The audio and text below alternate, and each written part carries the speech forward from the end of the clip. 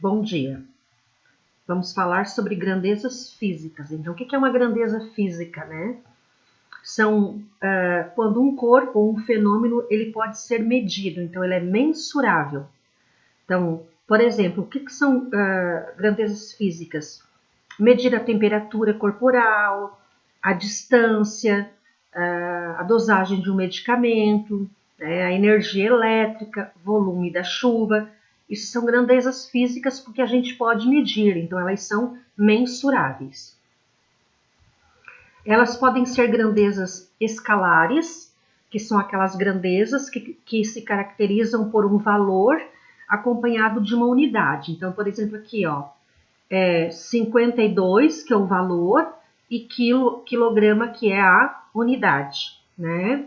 A temperatura, 27, e o símbolo Celsius, né? 27 graus Celsius.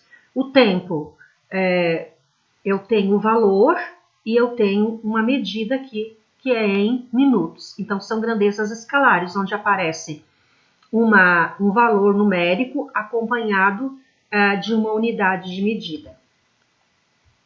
Grandezas vetoriais são grandezas que elas são definidas por um módulo, né? Então, tem um valor de medida pela direção e pelo sentido.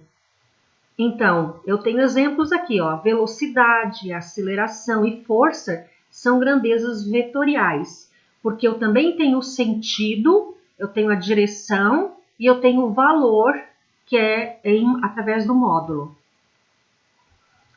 Então, o módulo é o valor ou a intensidade, a direção ela pode ser vertical, horizontal ou oblíqua, e o sentido pode ser direita ou esquerda, ou para cima e para baixo.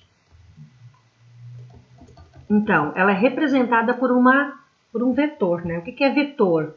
Vetor é um ente matemático representado por um segmento, por uma reta, tá?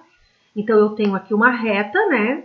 Eu tenho o módulo, que é o comprimento desta reta, a direção, qual é a direção que ela está indo, e o sentido também, para onde ela está sendo apontada. Então, por exemplo, aqui, carregar uma caixa, né? É um exemplo, ou puxar ou empurrar também uma caixa é outro exemplo.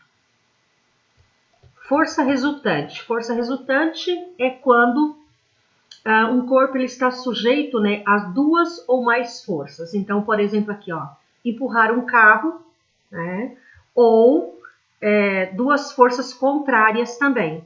É um exemplo de força resultante.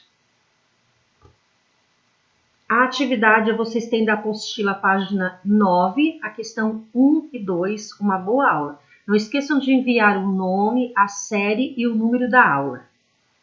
Um bom dia.